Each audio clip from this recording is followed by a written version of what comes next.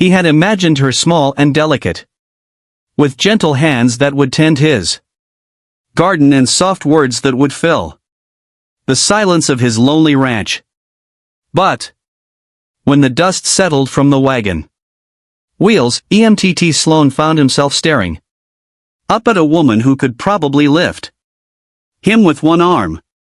Will Blaine stood 6 feet tall in her worn boots with shoulders broader than most men in town, and hands that looked like they could handle a plow better than a teacup.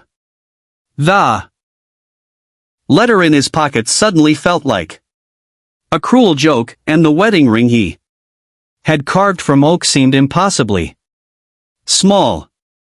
3 months earlier, EMTT had placed his advertisement in the territorial newspaper with shaking hands. Honest rancher seeks gentle companion for frontier life.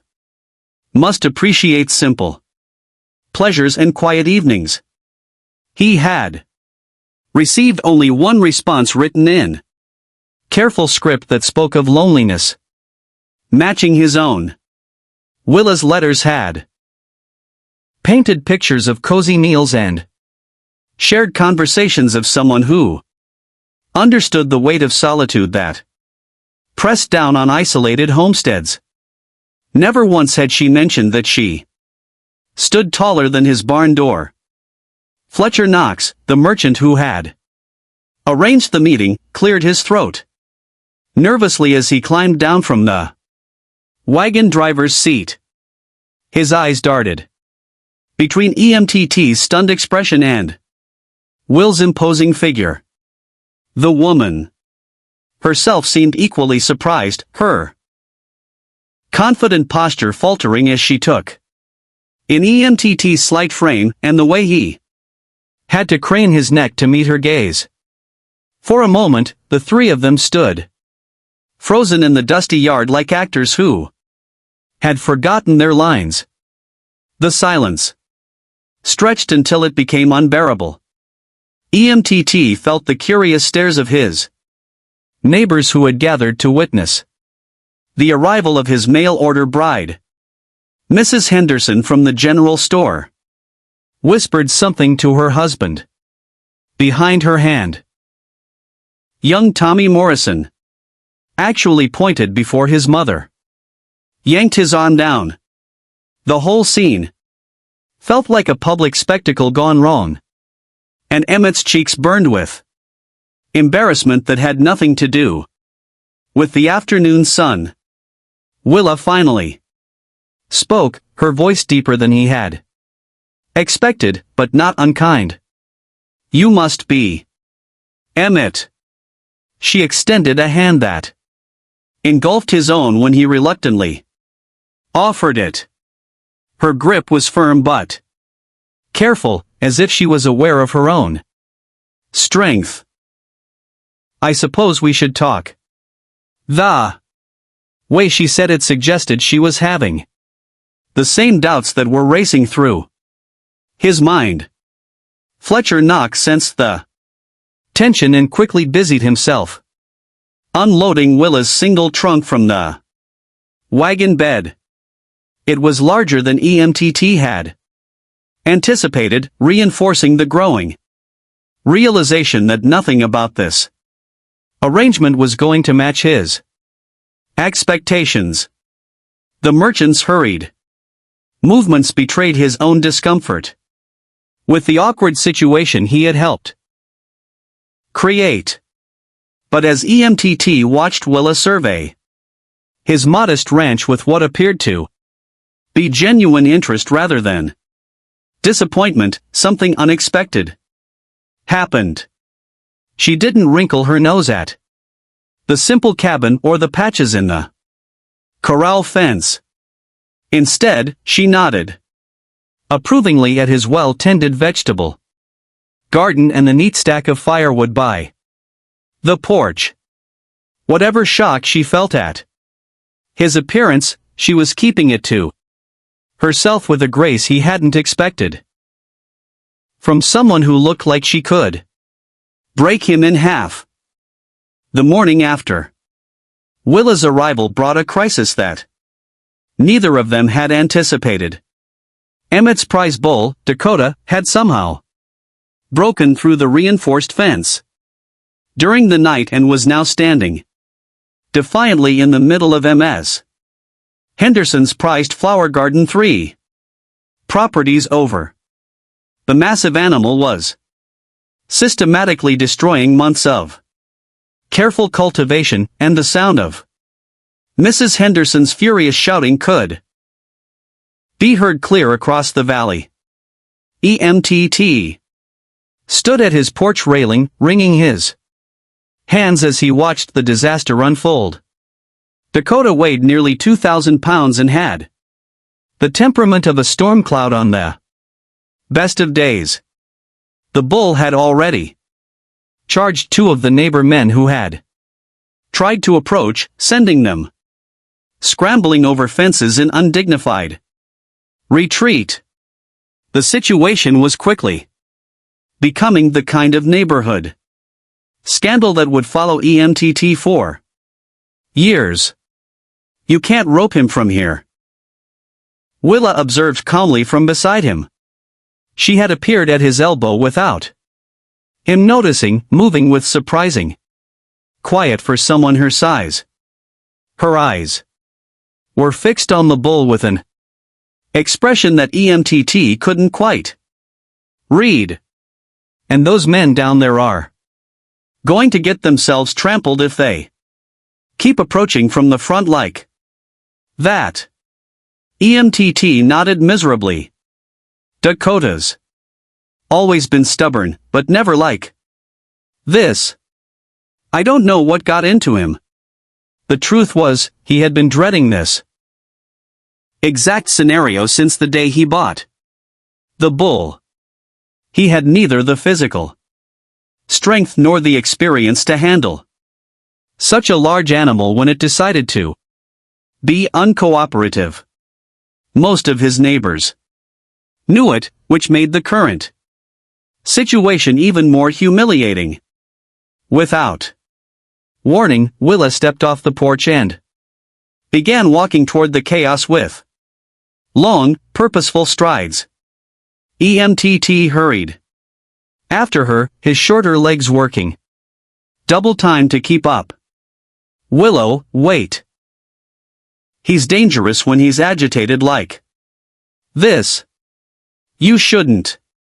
But she was already halfway across the field. Her attention focused entirely on the rampaging bull. As they approached Mrs. Henderson's property, EMTT could see the full extent of the damage. Roses that had taken 3 years to establish were trampled into the dirt. The carefully arranged borderstones had been scattered like toys. Mrs. Henderson herself stood on her front steps, her face red with fury, directing a stream of accusations at anyone within earshot. When she spotted EMTT approaching, her voice rose another octave. "That monster of yours has destroyed everything," she shrieked. "Look at my garden. Just look at it. You're going to pay for every single plant. M. Sloan. And if you can't control your livestock, you have no business keeping them." The other neighbors nodded in agreement, their expressions ranging from sympathetic to openly hostile. Willa ignored the commotion entirely. She studied Dakota's movements with the kind of focused attention usually reserved for reading difficult text. The bull was pawing the ground near what remained of a rose bush, his massive head lowered in a way that suggested he was preparing for another charge. 2 more men had arrived with ropes, but they stood at a safe distance, clearly reluctant to get within range of those wicked-looking horns. Then Willa did Something that made Emmett's heart stop. She climbed over the fence and began walking directly toward the agitated animal, her hands empty and her movement slow but confident. The crowd fell silent, watching in fascination and horror as this impossibly tall woman approached the beast that had sent grown men running for cover. Even Mrs. Henderson stopped her tirade, her mouth hanging open in disbelief. Dakota's massive head swung toward Willa as she approached, his nostrils flaring with each heavy breath. The bull's eyes rolled wide at the edges, a sure sign of an animal pushed beyond reason. EMTT felt his throat constrict as he watched his mail-order bride walk calmly into what looked like certain death. Every instinct screamed at him to call out, to stop her, but something in her deliberate movements kept him frozen in place. Will began speaking to the bull in a low, steady voice that carried just far enough for EMTT to catch fragments. She wasn't using the sharp, commanding tone most people employed with livestock. Instead, her words flowed like water over stones, rhythmic and soothing. Dakota's ears twitched forward, and his pawing gradually slowed. The crowd of onlookers held their collective breath as woman and beast regarded each other across 10 feet of trampled garden. "Easy there, big fellow," Willa murmured, extending one hand palm up in Dakota's direction. "You're not really angry, are you? Just confused and far from home." She took another step closer, and M's heart hammered against his ribs. The bull could charge at any moment, and there was nowhere for her to run in Mrs. Henderson's enclosed garden space. But Dakota didn't charge. Instead, something extraordinary happened. The massive animal's breathing began to even out, and his aggressive posture relaxed incrementally. Will continued her approach, never breaking eye contact, never hurrying her movements. When she was close enough to touch him, she reached out and placed her hand on his enormous neck right behind his left ear. The effect was immediate and startling. Dakota's head dropped lower, and a sound that was almost like a sigh escaped from his chest. Willa began scratching behind his ear with practiced fingers, and the bull actually leaned into her touch like an oversized dog seeking affection. The transformation was so complete that several people in the crowd gasped audibly. "Someone fetch a lead rope," Willa called over her shoulder without taking her eyes off Dakota. Her voice carried the quiet authority of someone accustomed to being obeyed. "Fletcher." Knox scrambled to comply, returning quickly with a length of sturdy rope from EMTT's barn. Willa fashioned a simple halter with movements so smooth they seemed rehearsed. Within minutes, she was leading Dakota out of the ruined garden as docilely as a lamb. The bull followed her without resistance, his earlier aggression completely forgotten. The assembled neighbors parted like water before them, their faces showing a mixture of amazement and bewilderment. Mrs. Henderson stood speechless on her porch steps, her prepared speech about livestock control dying unspoken on her lips. As they passed EMTT, Willa caught his eye and offered a small smile that transformed her entire face. For the first time since her arrival, he saw past her intimidating size to something warmer underneath. Your fence has a weak post on the north corner, she said. Casually, as if taming rampaging bulls was something she did every morning. Before breakfast. We should probably fix that before he decides to take another walk. Word of Willa's feet with the bull spread through the settlement faster than wildfire in dry grass.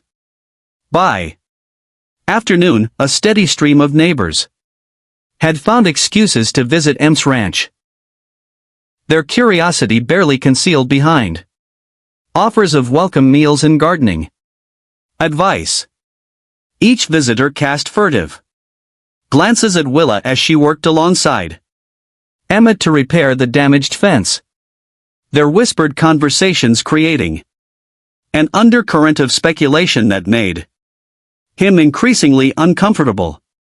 The attention reached a peak when Samuel Morrison arrived with his 3 sons in tow, ostensibly to help with the fence work, but clearly more interested in getting a closer look at the woman who had tamed Dakota with her bare hands.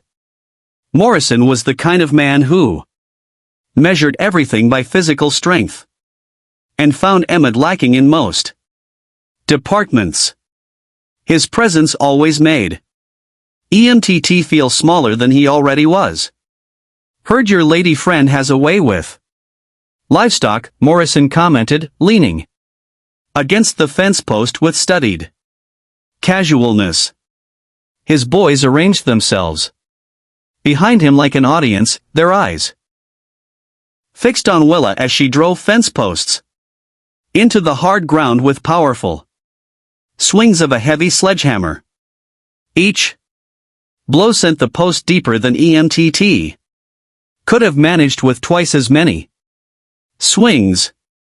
EMTT felt heat creep up his neck as Morrison's implications became clear. The man was questioning whether EMTT could provide for and protect a woman of Willa's obvious capabilities. It was the same doubt that had been gnawing at his own confidence since her arrival.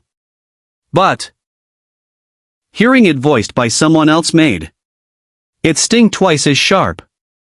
Willa grew up on a cattle ranch in Montana, EMTT replied, trying to keep his voice steady. She knows her way around animals. It was true as far as it went, though he had learned this fact only that morning when she mentioned it while examining Dakota's temperament. Her letters had spoken of wanting a quiet life, but they had never detailed the experiences that had shaped her into someone capable of handling a 2,000 pounds bull without breaking a sweat. Morrison's eldest son, a strapping young man of 19, stepped forward with the kind of confidence that came from never having been physically challenged by life. Maybe she'd like some help with that post-hole digger, he offered, his voice carrying the assumption that his assistance would be both welcome and necessary. Looks like heavy work for. He trailed off, apparently realizing that commenting on Willa's gender might not be wise, given what they had all witnessed that morning. Willa looked up from her work, sweat glistening on her forehead despite the relatively cool temperature. Her expression was polite, but distant as she considered the young man's offer. I appreciate the thought, she said, but I've got my rhythm now. Might be better if you helped EMTT with stretching the wire. Her tone was perfectly pleasant, but there was something in it that discouraged further offers of assistance. The rejection stung the boy's pride in a way that was immediately visible. His shoulders stiffened and his jaw clenched as he realized that this unusual woman had no need for his strength or protection. Morrison's other sons exchanged glances. That spoke volumes about their collective confusion regarding the proper social dynamics of the situation. EMTT watched the interaction with growing unease. He could see the wheels turning in Morrison's head, the calculations being made about power and perception and community standing. Men like Morrison lived by clear rules about who was strong and who was weak, who led and who followed. Willa's presence disrupted those rules in ways that made some people uncomfortable. But what troubled EMTT most was his own reaction. Part of him was proud of Willa's competence and independence. Another part wondered if her strength highlighted his own inadequacies in ways that would become impossible to ignore. That evening, as the last of the curious neighbors finally departed, EMTT found himself alone with Willa for the first time since her arrival. The silence between them felt heavier than the humid air that preceded a thunderstorm. They sat on opposite ends of his small porch. The space between them measured not just in feet, but in the weight of unspoken doubts and mismatched expectations. Willa broke the silence first, her voice carrying a weariness that hadn't been there when she faced down the bull. This isn't what either of us expected, is it? She wasn't looking at him as she spoke, but rather staring out at the darkening horizon where the first stars were beginning to appear. Her profile was strong and angular, nothing like the delicate features he had imagined during those long months of correspondence. MTIT shifted uncomfortably in his chair, the wood creaking under his slight weight. "I should have been more specific in my letters," he admitted, though even as he said it he wasn't sure what exactly he could have written. That he was smaller than most men, that he sometimes felt lost on his own ranch, that he had placed the advertisement not out of confidence, but out of desperate loneliness. About what? Will turned to face him, and her directness caught him off guard. About being shorter than average, about having neighbors who measure a man's worth by how much weight he can lift. There was no mockery in her voice, but there was a sharp understanding that made MTET wonder what experiences had taught her to recognize such things so quickly. The honesty in her question demanded an equally honest response about feeling like "I'm not enough." He said quietly, "Not strong enough, not big enough, not man enough for this life I'm trying to build." The admission hung in the air between them like smoke from a dying fire, accurate and impossible to take back. Willow was quiet for a long moment, her fingers drumming a slow rhythm against the arm of her chair. When she finally spoke, her voice held a gentleness that surprised him. "You know what I saw today when you watched me with Dakota?" She didn't wait for his answer. "I saw a man who cared more about my safety than his own embarrassment. Most men would have stopped me, would have insisted on handling it themselves, even if they got hurt in the process." MTET felt something loosen in his chest, though he wasn't sure if it was relief or something more complicated. "And what I should have written," Willa continued, "was that I'm tired of being seen as a curiosity or a challenge, that I've spent my whole life having people assume I must be looking for someone to prove their strength against mine." The revelation shifted. Something fundamental in how MTET saw their situation. All day he had been focused on what he lacked, on how he didn't measure up to some imagined standard. But Willa's words suggested that she had her own burdens to carry, her own reasons for seeking a life away from the judgments of others. "So what do we do now?" he asked. genuine curiosity replacing the anxiety that had plagued him since her arrival. Willa reached into her dress pocket and withdrew a folded piece of paper that looked worn from repeated handling. "Do you remember what you wrote in your third letter?" she asked, unfolding it carefully in the dim porch light. "You said that you believed real partnership meant two people making each other stronger, not one person making the other feel smaller." Ted did remember writing those words, though they had seemed almost foolishly idealistic when he penned them by lamplight months ago. He had worried that such sentiment might drive away potential respondents who expected more traditional arrangements. Now hearing them quoted back to him, they sounded like a promise he wasn't sure he knew how to keep. "I meant it when I wrote it," he said slowly, "but I'm not sure I understood what it would look like in practice." He gestured toward the fence they had repaired together, where her competence had been so evident beside his own struggles. "Today made me realize how much I don't know about my own land, my own animals."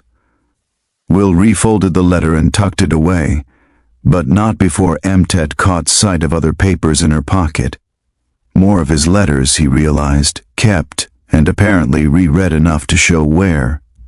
The thought that his words had been important enough to preserve gave him an unexpected surge of something that might have been hope.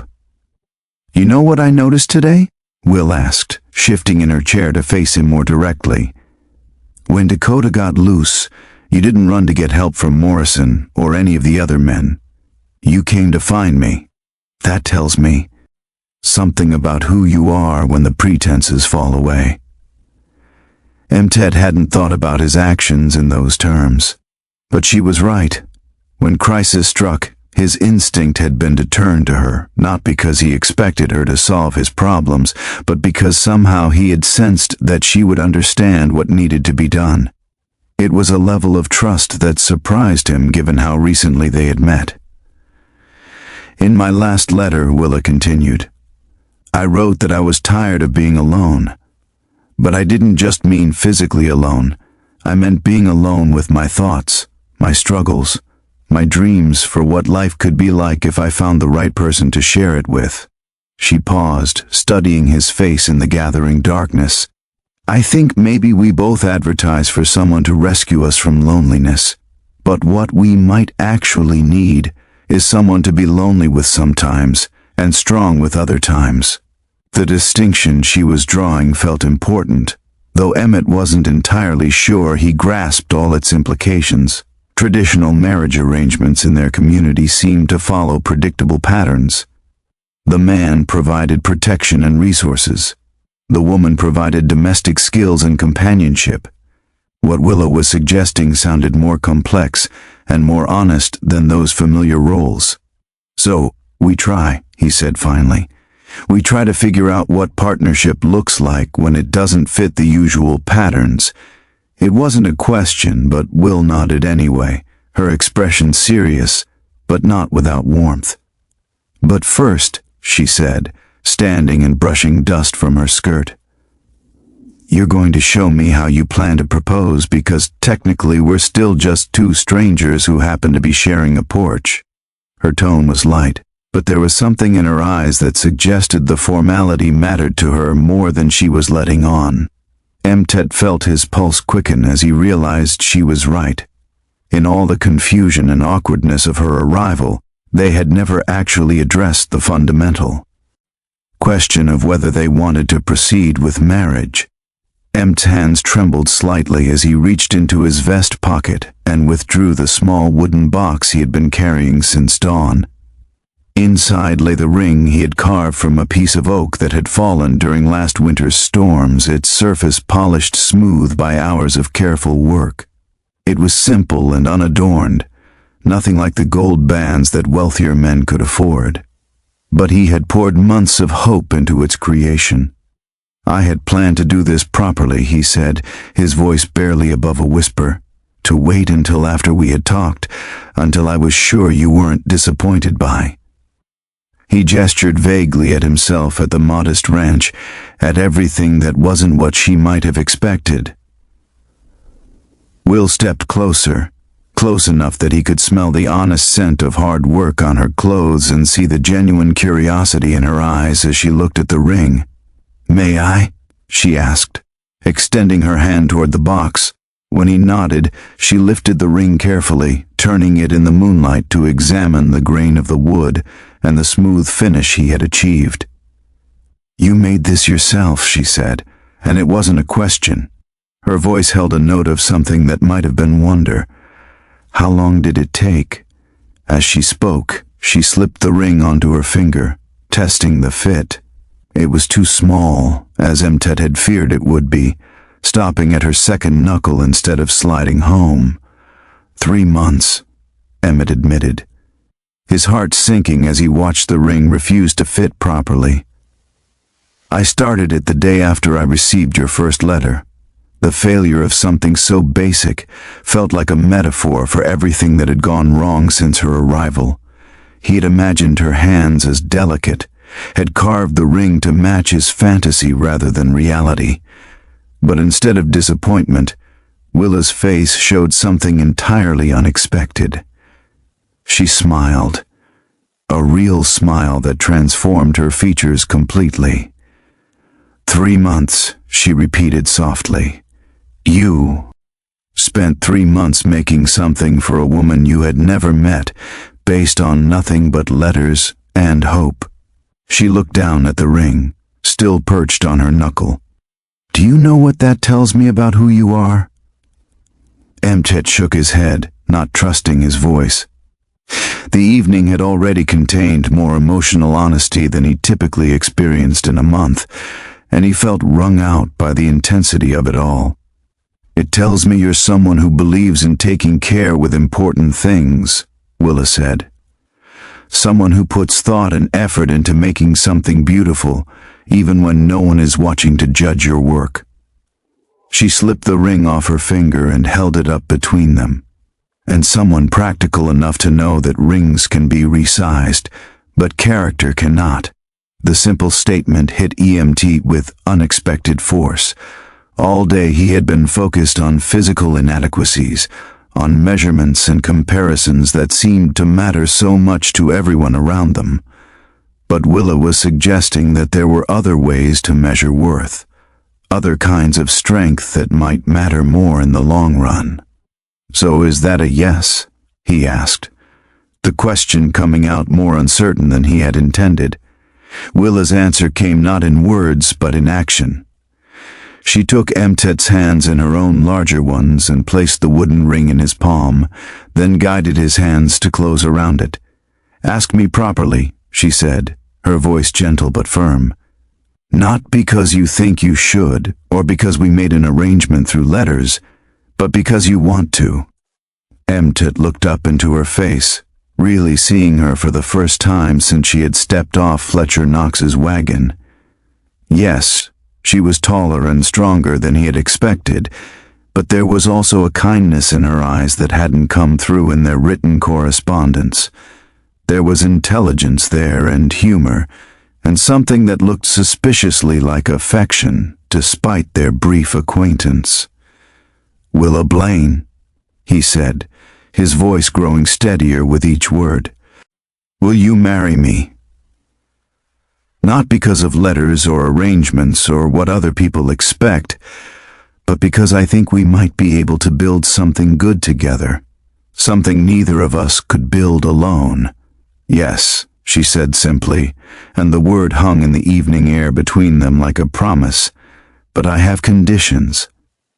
The addition made Mt's stomach tighten, but her expression remained warm. "I want us to resize this ring together. I want to learn how to work with wood, and I want you to teach me. And I want you to let me teach you about cattle and horses and all the things I know that might be useful here." The relief that flooded through Mtet was so intense, it almost made him lightheaded. Her conditions weren't demands for him to change who he was, but invitations to share knowledge and skills. "I'd like that," he said. "All of it." 6 months later, as autumn painted the valley in shades of gold and crimson, Mtet and Willa stood before their neighbors in the small community church. The wooden ring, now properly sized and accompanied by a matching band Willa had carved for Emteet, sat snugly on her finger. Their partnership had proven as unconventional as their first meeting, but it had also proven effective. The ranch prospered under their combined efforts. Emtet's careful attention to detail, paired with Willa's physical strength and animal expertise, had transformed the modest homestead into one of the most productive in the area. Dakota, now properly contained by reinforced fencing, had sired several calves that promised to be as impressive as their father, but considerably more manageable.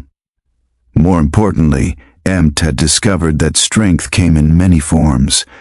While he might never match Willa's ability to wrestle a stubborn bull or split fence posts with a single swing, his patience and methodical approach had taught her the value of planning ahead and thinking through problems before attacking them with brute force. The whispers and speculation of their neighbors had gradually given way to respect and even a touch of envy. Other couples in the community had begun to notice how Emteet and Willa worked together, how they consulted each other on decisions, how they seemed to genuinely enjoy each other's company, even during the mundane tasks of daily life. As they spoke their vows that crisp October morning, Emtet caught sight of Samuel Morrison in the congregation. The man who had once questioned Emtet's ability to provide for such a woman now nodded approvingly as the couple promised to honor and support each other through whatever challenges lay ahead. The mail-order bride arrangement that had brought them together was forgotten, now replaced by something much more valuable. A partnership built on mutual respect, shared responsibility, and the kind of love that grew from truly seeing and accepting another person exactly as they were. If you enjoyed this story, click the video on your screen now to watch another unforgettable tale where unexpected encounters change everything in the wild frontier. Don't forget to subscribe and consider a super chat to help us keep bringing you more stories like these. Your support means everything to us.